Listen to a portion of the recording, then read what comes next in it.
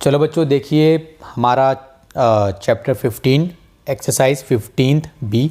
First हमारा question है, इसको फैक्टराइज करना है। हमें दिया हुआ है x की पावर 2 16x 64, इसको हमें फैक्टराइज करना है। जैसे हमने 15th ए में कॉमन लेके हम करते थे, अब इसको करना है। मैं कैसे करेंगे देखिए, जब भी ऐसे वाला आएगा ना 1 2 3 तीन टर्म्स होती हैं इसमें। बेसिकली कितनी होती हैं? 3। अगर आप देखोगे 15th बी में सब में 3 टर्म्स हैं, 3 से ज़्यादा है ही नहीं किसी में। सब में 3 है, सब में 3 है, सब में 3 है। किसी में मान लो ये 9th हो गया, 9th में 2 लग रही हैं, उसको आप सॉल्व करोगे तो वो भी 3 बन जाएंगी। ठीक है, और मतलब ये हैं 3 टर्म्स होती हैं इसमें बेसिकली। और 3 से ऊपर नीचे होंगी, थोड़ा सॉल्व कीजिए उसको, थोड़ा ऊपर नीचे कीजिए, 3 बन जाएंगी। तो इसमें हम लगाते हैं एक हमारा मेथड है जिसको बोलते हैं स्प्लिटिंग द मिडल टर्म। क्या बोलते हैं? स्प्लिटिंग मिडल टर्म बोल दो। ठीक है, ये मिडल टर्म कहाँ है? ये होती है मिडल टर्म। इसको तोड़ देना, इसको स्प्लिट कर देना। तो कैसे तोड़ेंगे सर? बताता हूँ। देखिए, जब भी ये क्वेश्चन आएगा ना, आपको क्या करना है, ऐसे वाले क्वेश्चन में 3 है, समझ गए आप। देखिए साइड में देख लीजिए, जो 16 है ना उसको बाद में देखना। ये जो 64 है, 64 और यहाँ पे जो है, यहाँ पे एक एक्स स्क्वायर है, इसके साथ कौन सा नंबर है? 1। कहीं पे लिखा हुआ है एक्स स्क्वायर, तो इसका मतलब है 1 मल्टीप्लाई एक्स स्क्वायर। तो अगर यहाँ पे होता 2x स्क्वायर तो इसका मतलब होता 2 मल्टीप्लाई एक्स स्क्वायर।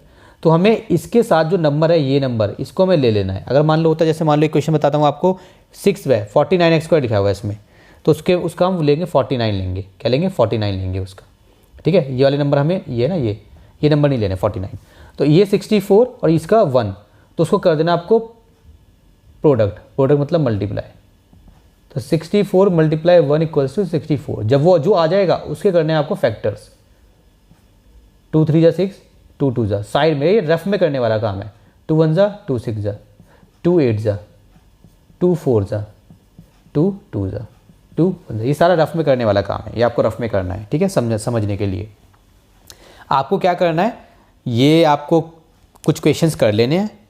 मान लीजिए आपने कुछ क्वेश्चंस कर लिए, तो उसके बाद ये आपको करने की ज़रूरत ही नहीं है, फिर आप अपने माइंड में ही कैलकुलेट कर लोगे, आपको प्रैक्टिस हो जाएगी। ठीक है, तो देखिए तो कैसे करेंगे, ये आपने कर लिया तो प्रोडक्ट ये हो गया।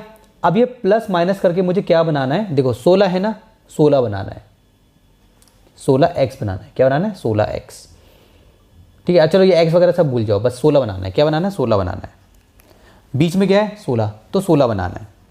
अब 16 कैसे बनेगा? प्लस माइनस करके। मतलब ये जो हमने इसके फैक्टर करे ना, तो देखो इसको कुछ ऐसा करो, इसके फैक्टर्स के साथ कुछ ऐसा करो कि प्लस माइनस करके 16 बन जाए। कैसे करें सर? बताइए ना। बता तो रहा हूँ। देखो 2 2 जा 4, 4 2 जा 8, 2 2 जा 4, 4 2 जा 8, 2 2 जा 4, 4 2 जा 8। तो इनका बात ये कितना हो गया? 8। 2 2 जा 4, 4 2 जा, ये कितना हो गया? 8। तो अगर मैं 8 और 8 को प्लस करूँ तो कितना बनेगा? 16 बनेगा। तो मिल गया मेरे को। मैं कैसे करूँगा? अब देखिए, मैं इसको ऐसे करूँगा, एक्स स्क्वायर प्लस, इसकी जगह लिखूँगा 8, क्योंकि एक्स वाला है तो एक्स को चिपकाऊंगा इसके साथ। 2 बार मुझे 8 लिखना है, फिर एक बार और लिखूँगा 8, क्योंकि एक्स का है तो एक्स चिपकाऊंगा, प्लस 64। बस, अब मैंने मिडिल टर्म को स्प्लिट कर दिया। अब आप इसको प्लस माइनस करके देखिए, इसको प्लस कीजिए। मतलब प्लस माइनस करने का मतलब ये है कि कुछ क्वेश्चंस में प्लस होगा, कुछ क्वेश्चंस में माइनस होगा। ऐसा नहीं है कि एक बार प्लस कर दो तो 16 आ गया, माइनस कर दिया तो 0 आ गया। ऐसे नहीं है, प्लस करने से 16 आ गया, बस काम बन गया। या तो प्लस करने से कुछ काम बन जाए या माइनस करने से कुछ काम बन जाए, बस बनना चाहिए। हमारा प्लस से काम बन रहा है। 8 और 8 कितने होते हैं? 16x, 8x plus 8x 16x बन गया सेम। अच्छा, इसको मल्टीप्लाई करो, 8 8 जा कितना होता है? 64। कितना चाहिए था हमें? 64 चाहिए था, वो भी बन गया। अब करेंगे, देखिए इन दोनों का जोड़ा, इन दोनों का जोड़ा। क्या कॉमन है? x कॉमन है, तो क्या बचेगा? x plus 8। अब मुझे यहाँ पे क्या बनाना है? x प्लस 8 ही बनाना है मुझे यहाँ पे। ठीक है, तो क्या कॉमन लूँगा? 8 है, 64 है, तो दोनों किसके टेबल में आते हैं? 8 के टेबल में आते हैं। ठीक है, तो किसके टेबल में आते हैं? 8 के टेबल में आते हैं। तो मैंने ले लिया 8 कॉमन ले लिया मैंने। अच्छा, प्लस का लूँगा क्योंकि इसमें तो माइनस का कोई सवाल ही नहीं है, तो प्लस का 8। तो अब देखो प्लस का 8 है, अब ये करके देखो सॉल्व, तो यही आएगा। ठीक है, ये लो करके देखोगे ना तो यही आएगा। तो अब इन दोनों में से क्या कॉमन लेंगे? x प्लस 8, और क्या बचा? x बचा, ये क्या बचा? प्लस 8 बचा। ये मेरा आंसर हो गया, ये मेरा रफ वर्क था। ठीक है बच्चों, तो ये मेरा हो गया फर्स्ट कंप्लीट। ठीक है, 1 2 क्वेश्चन और कराता हूँ, देखो आपको समझ में आएगा। रब मैं करूँगा नहीं इसको, ताकि आपको समझ में आए। इसके साथ ही कराता हूँ दूसरा वाला। ये देखिए 1 minus 2x plus x square. ठीक है, तो सबसे पहले आपको मैं इजी बनाने के लिए, मतलब क्वेश्चन को इजी बनाने के लिए आपको क्या करना है, जब भी कोई क्वेश्चन है ना आपके पास, आप देखो इसको भी आप डायरेक्ट सॉल्व कर दोगे, हो जाएगा, लेकिन अब मैं फिर भी आपको बताता हूँ ईजी बनाने के लिए आप क्या करना, पावर के अकॉर्डिंग लिख लेना। इसको ठीक से करके लिख लो, इसको ऐसे लिख लो x की पावर 2 माइनस 2x प्लस 1, इसको ऐसे लिख लो, ज़्यादा ईजी रहेगा। ठीक है, क्यों? देखो जिसकी पावर ज़्यादा वो पहले आएगा, फिर पावर 2 x की पावर 2 फिर x की पावर यहाँ पे 1, यहाँ पे कुछ नहीं है, फॉर एग्जाम्पल 1 है तो ऐसे आएगा। ठीक है, अगर आप इसको ऐसे ना लिख के जैसे लिखा हुआ था वैसे भी सॉल्व करते तो भी हमारा आंसर आ जाता। मैंने ऐसे किया है ताकि आपको कोई डिफिकल्ट सा क्वेश्चन आ जाए तो आप उसको ईजी बना सकें। ठीक है, आप देखो क्या करेंगे, 1 और यहाँ पे क्या है, कुछ नहीं, मतलब 1 है तो 1 1 ज़ा 1, तो प्रोडक्ट कितना आएगा, 1 आएगा। ठीक है, और प्लस माइनस करके क्या आएगा, ये कितना -2 आएगा, -2, वो भी ध्यान देना, ये -2 आएगा, पहले वाले में +16 था, इसमें -2 है तो -2 आएगा। तो कैसे आएगा, देखो सिंपल, इसमें तो कुछ करना ही नहीं है, आपको फैक्टर ही नहीं करने, दिमाग लगा लो, x² minus 1x minus 1x plus 1, ये हमारा देखो 1, इसका 1 सॉरी इसका 1 और इसका 1 प्लस करो तो 1 आएगा, प्लस का ही आएगा क्योंकि ये दोनों प्लस के हैं। अब माइनस प्लस माइनस करके क्या आएगा, -2 आएगा। अब देखो इन दोनों को क्या करोगे, दोनों को कर दो प्लस, क्योंकि माइनस है तो -1x और -1x होते हैं हमारे -2x, और इन दोनों को मल्टीप्लाई कर दो, सो -1x मल्टीप्लाई -1x तो कितना होता है, ये होता है हमारा x की पावर 2 1, मतलब 1 होगा ना, तो चलो तो 1 हो जाएगा इसमें बस। ठीक है, समझ में आ गया, तुम्हारा वही बन जाएगा। चलो अब ये देखो, इसमें कॉमन ले लो, कुछ x कॉमन आएगा तो ब्रैकेट में क्या बचेगा, x माइनस 1। अब इसमें हमारा यहाँ पे भी x माइनस 1 ही बनना है, तो मुझे इसमें अब देखो इन दोनों में क्या कॉमन है, कुछ कॉमन नहीं, तो 1 तो कॉमन है तो 1 कॉमन ले लिया। अब मैं 1 के आगे मुझे सोचना मुझे क्या लगाऊं, प्लस लगाऊं या माइनस लगाऊं, देखो 1 हो गया कॉमन। अगर मैंने 1 के आगे लगाया माइनस तो ही बात बनेगी, प्लस लगाया तो बात नहीं बनेगी, माइनस लगाया तो ही बात बनेगी, क्योंकि जब मैंने माइनस लगाया इसको मल्टीप्लाई करूँगा वापस से ऊपर जाऊँगा, ऐसा बन जाएगा।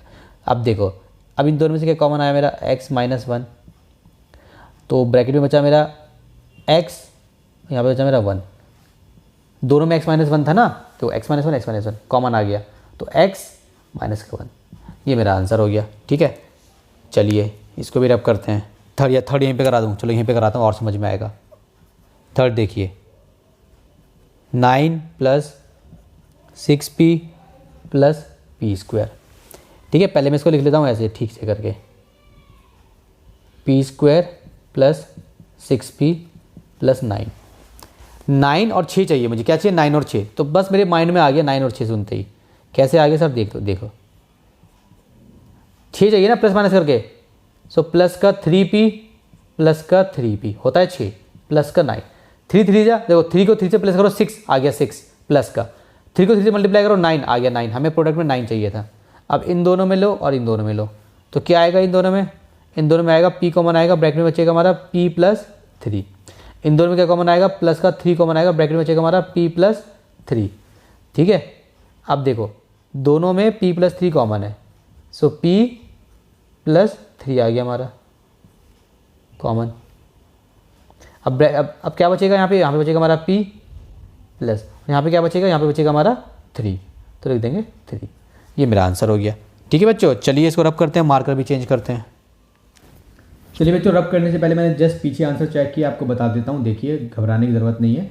जैसे इसका आंसर आपको दे रखा है पीछे, इसका आंसर आपको दे रखा है x + 1 की पावर 2, क्योंकि 2 बार है। इसका आपको दे रखा है x - 1 की पावर 2, इस टाइप से भी दे रखा है। ठीक है, ऐसे दे रखा है। इसका आपको दे रखा है p + 3 है, तो p + 3 की पावर 2 या 3 + p की पावर 2 ऐसे दे रखा है। कोई डरने की ज़रूरत नहीं है, हमने इतना करा है, ये हमारा बिल्कुल आंसर ठीक है ऐसे। ठीक है, हमने फैक्टराइज करा है, इसने बोला नहीं हमें कि एंड में जाके ऐसे करना है, हम इतना छोड़ के आएंगे। ठीक है, हम इतना छोड़ के आएंगे, ये हमारा बिल्कुल सही है, तो घबराने की ज़रूरत नहीं है, हम इतना छोड़ के आएंगे। ठीक है, चलिए।